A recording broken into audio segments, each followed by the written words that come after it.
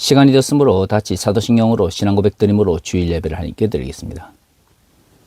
전능하사 천지를 만드신 하나님 아버지를 내가 믿사오며 그 외아들 우리 주 예수 그리스도를 믿사오니 이는 성령으로 잉태하사 동정녀 마리아에게 나시고 본디오 빌라도에게 고난을 받으사 십자가에 못 박혀 죽으시고 장사한 지 사흘 만에 죽은 자 가운데서 다시 살아나시며 하늘에 오르사 전능하신 하나님 우편에 앉아 계시다가 저로서 산자와 죽은 자를 심판하러 오시리라.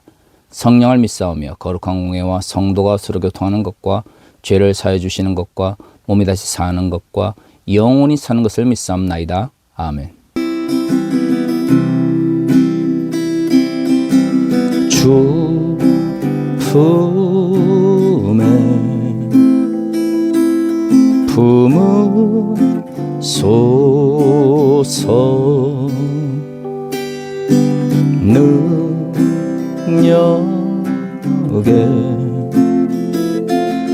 발로 덮으소서 거친 파도 날 향해 와도 주와 함께 날아오르리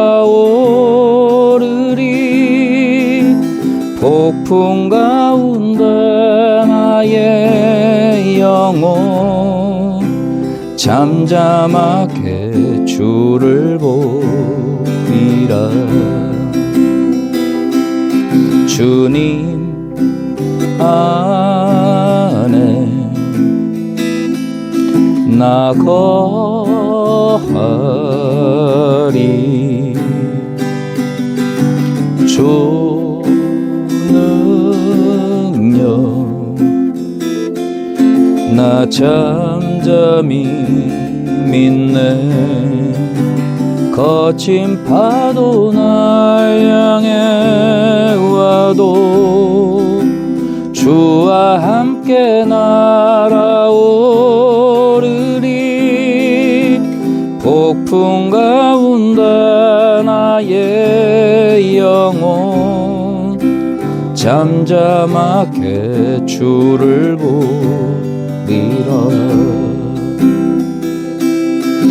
주 품에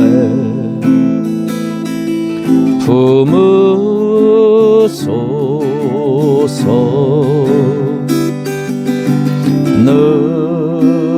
능력에 발로 덮으소서 거친 파도 날 향해 와도 주와 함께 날아오르리 폭풍 가운데 나의 영혼 잠잠하게 주를 보리라. 주님 안에 나 거하리 주 능력 나 잠잠히 믿네 거친 파도 날 향해 와도 주와 함께 날아오르리 폭풍 가운데 나의 영혼 잠잠하게 주를 보리라.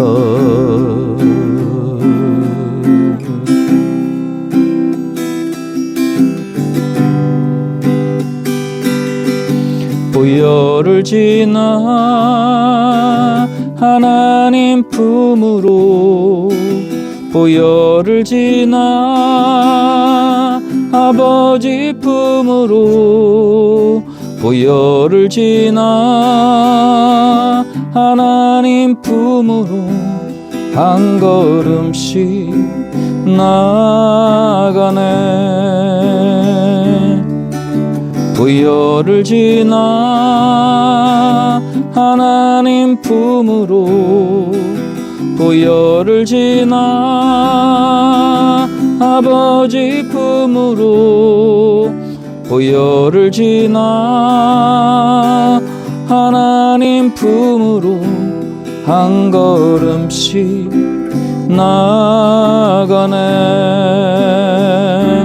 존귀한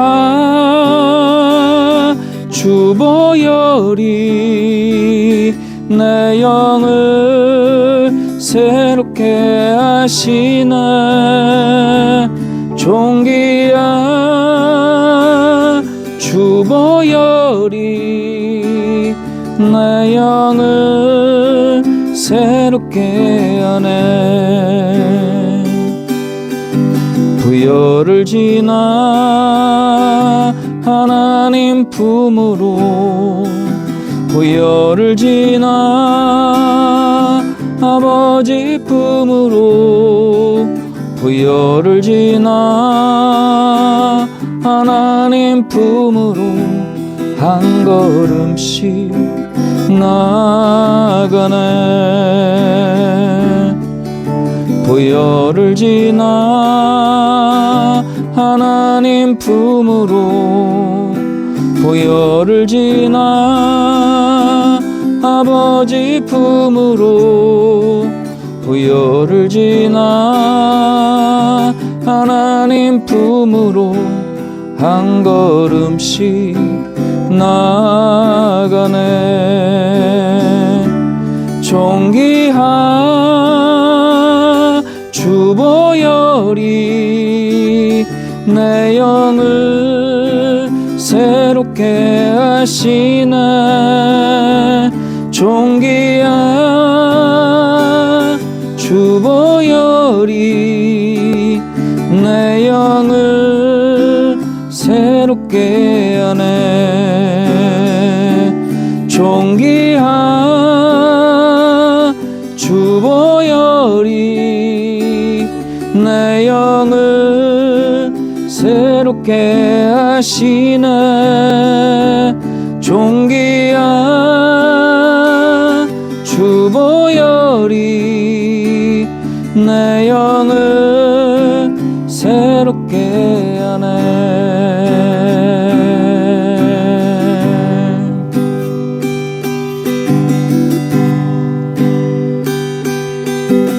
나는 하나님을 예배하는 예배자입니다.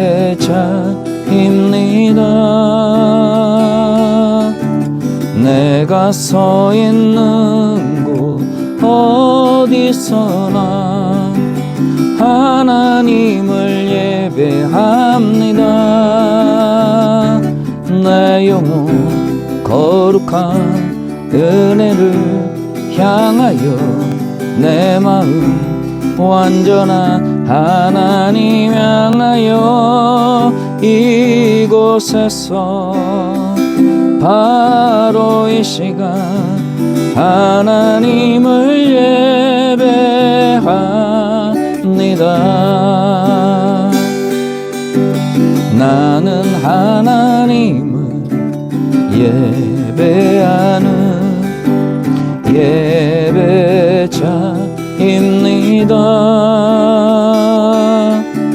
내가 서 있는 곳 어디서나 하나님을 예배합니다.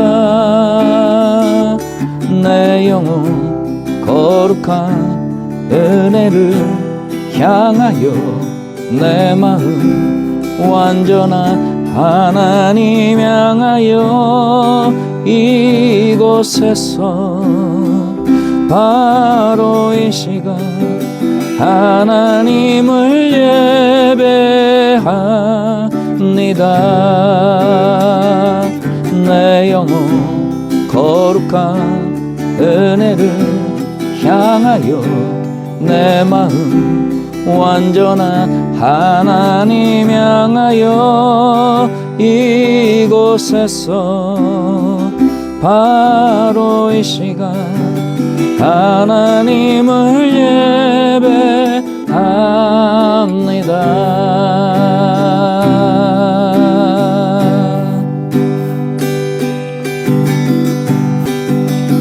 아버지 사랑 내가 노래해. 아버지 은혜 내가 노래해.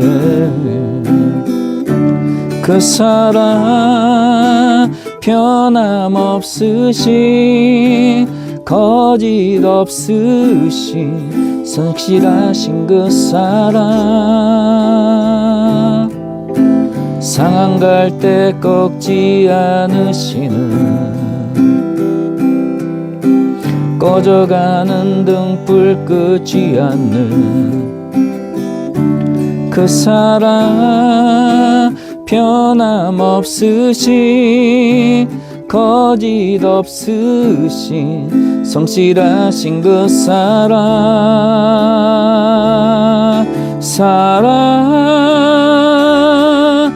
그 사랑 날 위해 죽으신 날 위해 다시 사신 예수 그리스도 다시 오실 그 사랑 죽음도 생명도 천사도 하늘의 어떤 권세도 끊을 수 없는 영원한 그 사랑 예수.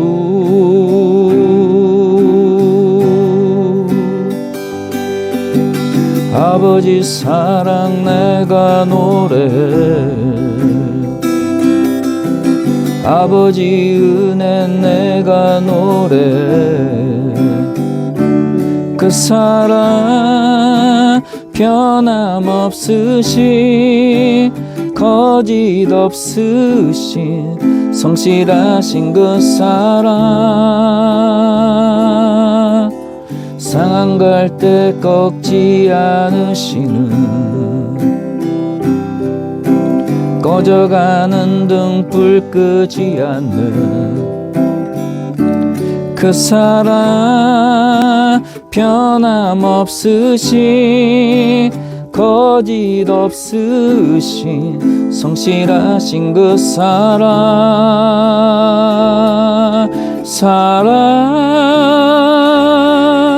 그 사랑 날 위해 죽으신 날 위해 다시 사신 예수 그리스도 다시 오실 그 사랑 죽음도 생명도 천사도 하늘의 어떤 권세도 끊을 수 없는 영원한 그 사랑 예수.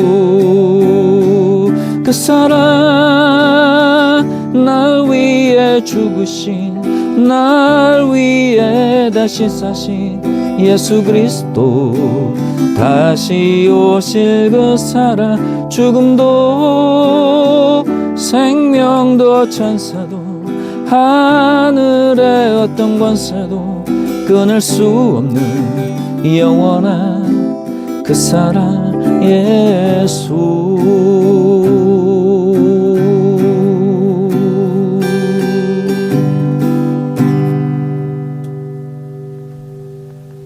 여호와는 나의 목자시니 내게 부족함이 없으리로다. 그가 나를 푸른 풀밭에 누이시며 쉴만한 물가로 인도하시는도다. 우리를 창조하시고 이끌어주시는 사랑의 하나님 아버지, 주의 날 주님의 이름을 찬양하며 예배드립니다. 권사와 정세를 주관하시며 정의와 사랑을 이루시는 주님을 경배합니다. 멸강들의 탐욕과 불의로 어지러운 세상 속에서도 변함없는 신뢰로 주님을 붙들게 하시며 창조하시고 구속하시고 이끄시는 하나님의 무한함 속으로 들어가는 예배의 시간이 되게 하소서. 선한 목자이신 주님의 다스림 안에 온전히 들어가기 원합니다. 소란한 세상에 우리들의 영혼이 매몰되지 않게 하시며 시끄럽고 혼란스러우며 불안과 탐심을 조장하는 정보들을 멀리하게 하소서. 우리 주님의 본을 따라 주야로 주님께 나아가게 하시며 생명으로 이끄시는 주님의 음성을 듣게 하소서. 무한한 자기 확장을 경계하게 하시며 우리의 바람에 한계를 정하게 하사 탐욕으로 치닫지 않게 하소서. 많이 가졌다고 안전한 것이 아니며 더 가진다고 만족한 것이 아님을 알게 하소서. 참 만족과 안식은 주께 있음을 고백하며 불안을 해소하기 위해 맹목적으로 부를 추구하는 어리석음에서 벗어나게 하소서. 주님이 주시는 것들을 감사하게 받고 향유하며 나누며 만족할 줄 아는 천국 백성의 기쁨 속에 살게 하소서. 의식주에 관한 생각들이 바로잡히기 원합니다. 거짓 신인 만문을 끊어내며 필요와 욕심을 분별하게 하소서. 탐욕적인 투기와 전세 사기가 뿌리 뽑히며 모든 사람이 편안하고 안전히 거할 수 있는 안식처가 주어지기 원합니다. 민생을 위험에 처하게 하는 사회적인 구조가 바로잡히게 하소서. 위험한 노동 현장과 삶의 터전이 안전하게 바뀌어 서민들과 이 땅을 찾아온 나그네들의 삶에 평안이 깃들도록 관련 제도들이 자리 잡게 하소서. 생명을 우선으로 하는 사회가 되며 벼랑 끝에 내몰린 이들이 보호받고 안전하고 평안히 살 수 있는 사회가 되기 원합니다. 억울한 죽음과 상해로 피 흘린 이들의 울부짖음에 귀를 기울이는 공의로운 사회가 되게 하소서. 배타와 혐오, 정치와 경제의 극심한 양극단 사이에서 화평케 하는 자들로 서게 하소서. 사익을 위해 군중을 교묘히 분리하고 이간하는 정치적 선동과 언론의 경도됨을 분별하게 하소서. 가난하고 내몰린 사람들을 품을 수 있는 성숙한 사회가 되기 원합니다. 권력과 부를 위한 편중된 법의 시행에 하나님의 공의로운 교정이 임하게 하소서. 민주주의의 맹점들이 극복되며 세계적인 위기 시대를 극복할 수 있도록 이 나라 위에 주님의 은혜가 임하기 원합니다. 극단적인 행동과 폭력, 전쟁을 통해 이익을 얻고자 하는 자들을 다스려 주시며 불법과 강포로 배불리는 자들이 처벌되게 하소서. 한반도에 평화가 깊숙이 자리 잡으며 북녘의 참담함을 위해 기도하는 교회들이 되게 하소서. 지진으로 고통받는 미얀마, 아프가니스탄, 수해로 고통받고 있는 형제자매들, 화산, 홍수, 극심한 추위와 극심한 더위와 가뭄으로 고통받는 세계 곳곳을 붙들어 주시며 기후재난의 시대 속에서 기도하며 행동하는 교회들이 되게 하소서. 위태로운 중동에 평화가 뿌리내리기 원합니다. 무고하게 피 흘리고 있는 이들을 기억해 주시며 사사로이 전쟁을 꾀하는 열광들에게 주님의 심판과 다스림이 속히 임하게 하소서. 세계 각처의 이재민들과 전쟁 포로들 위해 함께해 주시며 이스라엘과 가자, 이란, 우크라이나, 러시아, 인도와 파키스탄, 태국과 캄보디아의 평화를, 독재의 땅 북한과 미얀마의 자유를, 폭력과 탄압, 가난으로 떠도는 수단, 하이티와 팔레스타인, 각처의 난민들을 보호해 주소서. 자유를 갈망하며 거리로 나선 세계인들을 위로해 주시며 악한 권력이 틈타지 못하도록 보호하시며 살만한 나라가 되도록 이끌어 주소서. 한 주간도 주님을 경배하며 이 땅에 이뤄질 하나님의 통치를 목도하는 모두가 되기 원하며 예수님의 이름으로 기도드립니다. 아멘. 다 같이 영광을 기도하겠습니다. 사랑의 아버지 하나님, 이 헌금을 하나님께 드립니다. 주님께서 받으시고 기뻐하시기를 원합니다. 모든 것이 주께로부터 옴을 고백하는 시간이 되게 하시고 물질의 많고 적음의 문제가 아니라 하나님을 사랑하는 마음과 하나님 나라를 하는 열정을 받아 주시옵소서. 주여, 우리가 드리는 이 헌금이 단순히 돈을 드리는 것이 아니라 우리의 마음을 드리는 시간이 되게 하시고 우리의 삶의 고백이 드려지게 하여 주시옵소서. 주여, 우리가 이 헌금을 우리 자신들만 위해서가 아니라 우리의 도움을 필요한 이들을 돕고 위로하는 그곳에 사용되게 하여 주시옵소서. 아버지 하나님, 모든 것이 주께로 도움을 고백하는 그 입술이 단순히 입술로서의 고백이 아니라 온전히 하나님께 삶으로 영광을 돌리는 삶의 고백이 되게 하여 주시옵소서. 예수님의 이름으로 기도합니다. 아멘. 다 같이 말씀 보도록 하겠습니다. 오늘 함께 보신 말씀은 요한 1서 4장 17절에서 21절까지 말씀입니다. 함께 보신 말씀은 요한 1서 4장 17절에서 21절까지 말씀 함께 읽도록 하겠습니다. 이로써 사랑이 우리에게 온전히 이루어진 것은 우리로 심판날에 담대함을 가지게 하려 함이니 주께서 그러하신과 같이 우리도 이 세상에서 그러하니라. 사랑 안에 두려움이 없고 온전한 사랑이 두려움을 내쫓나니 두려움에는 형벌이 있음이라. 두려워하는 자는 사랑 안에서 온전히 이루지 못하였느니라. 우리가 사랑함은 그가 먼저 우리를 사랑하셨음이라. 누구든지 하나님을 사랑하노라 하고 그 형제를 미워하면 이는 거짓말하는 자니 보는 바 그 형제를 사랑하지 아니하는 자는 보지 못하는 바 하나님을 사랑할 수 없느니라. 우리가 이 계명을 주께 받았나니 하나님을 사랑하는 자는 또한 그 형제를 사랑할지니라. 아멘. 각 시대를 대표하는 용어들이 있습니다.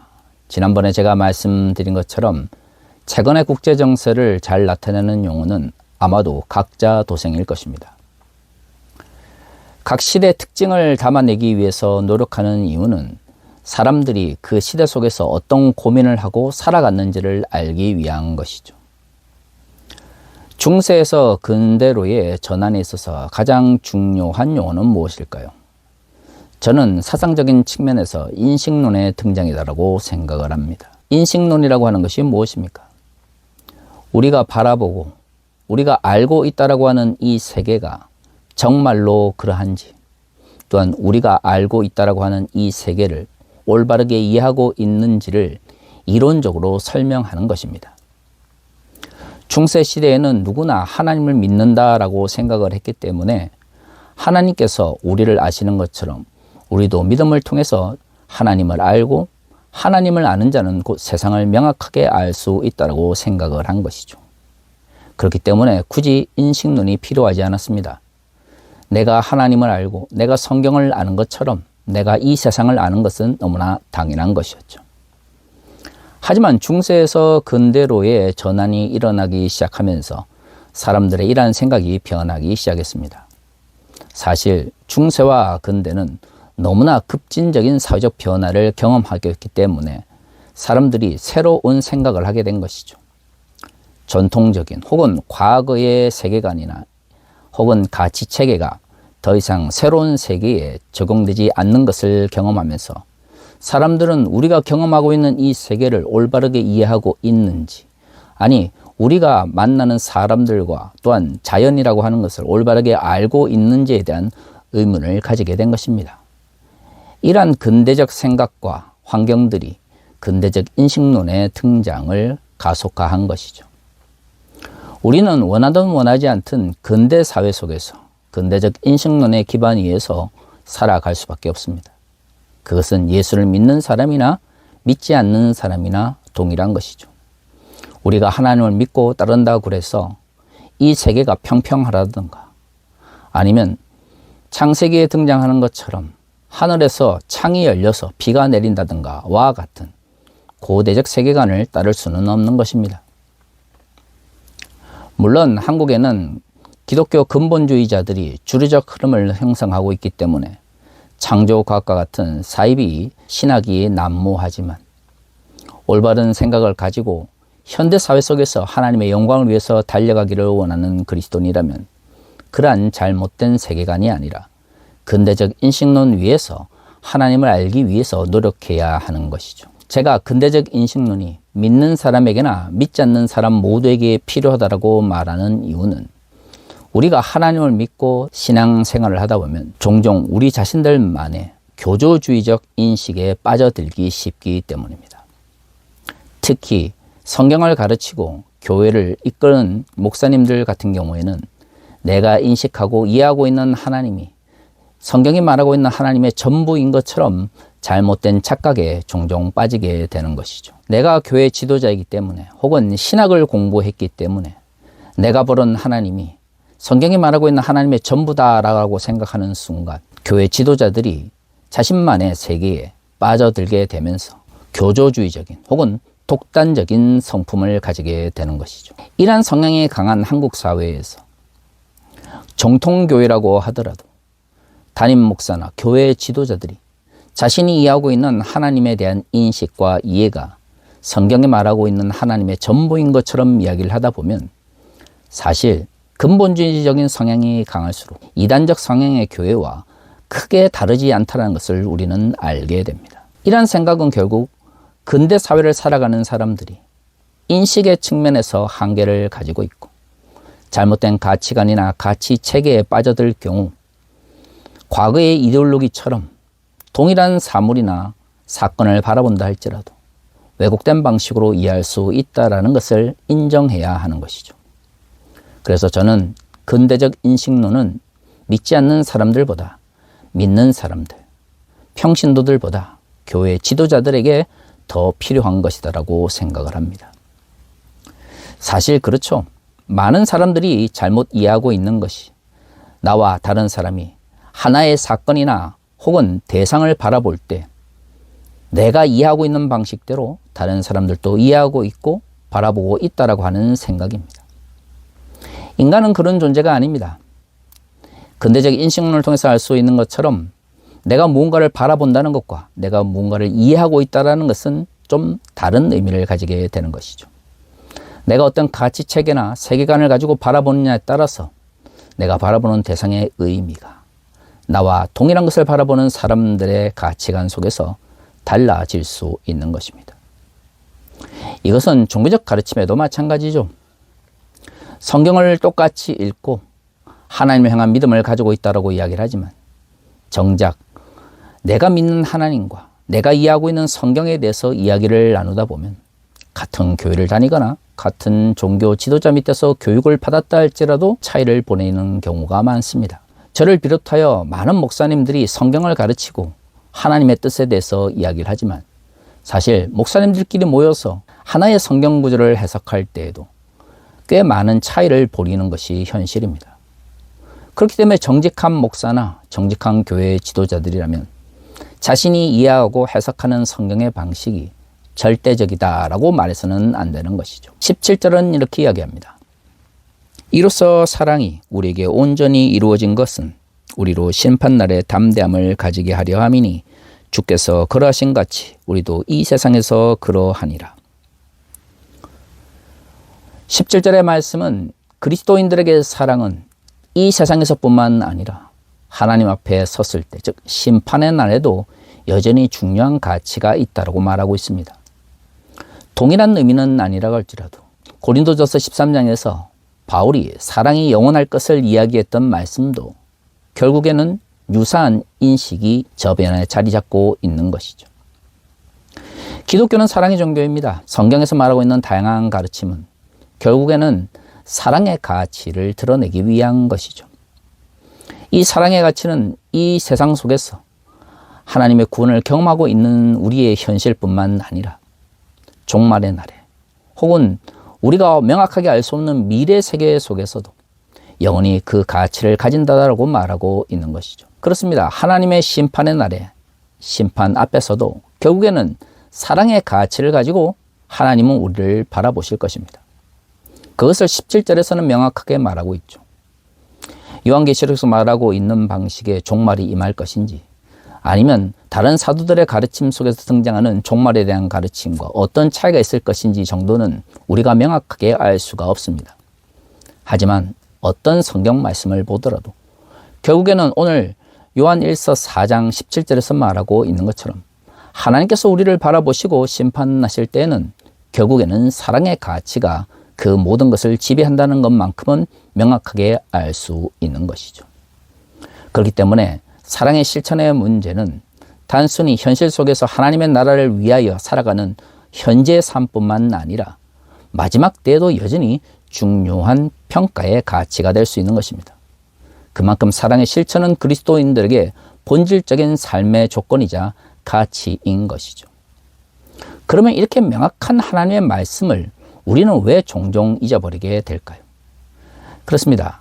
사랑을 선택사항이라고 생각하거나 혹은 사랑의 실천을 부수적인 것이다라고 생각을 하기 때문에 신앙의 본질적 가치로 자리 잡지 못하게 된 것이죠. 하지만 오늘 본문에서는 그렇게 말하고 있지 않습니다. 그리스도인들은 이 땅 위에서 사랑의 가치, 체계를 가지고 살아가야 될 의무를 가지고 있지만 그것은 동시에 하나님의 심판 앞에서도 우리를 판단하시게 되는 미래의 가치 체계가 되는 것이죠. 그렇기 때문에 하나님의 심판을 이야기하면서 요한 1서의 저자는 그리스도인들에게 사랑의 실천에 대해서 강조하고 있는 것입니다. 한국 교회는 근본주의적 성향이 강하고 구원파적인 구원론이 강하기 때문에 우리가 믿음으로 구원을 받았다라고 고백만 하면 이 세상 속에서 어떤 세속적인 죄를 짓든 하나님께서 무조건적으로 우리를 구원하시거나 용서해야 되는 것처럼 가르칩니다. 하지만 오늘 본문에서도 알 수 있는 것처럼 마지막 날에 하나님께서 우리를 다시 한번 심판대 위에서 우리를 평가하실 텐데 그 평가의 기준은 단순히 믿음을 가지고 있느냐 없느냐가 아니라 우리가 믿음을 가진 상태에서 하나님의 사랑을 실천하기 위하여 노력했느냐 노력하지 않았느냐에 달려 있는 것이죠.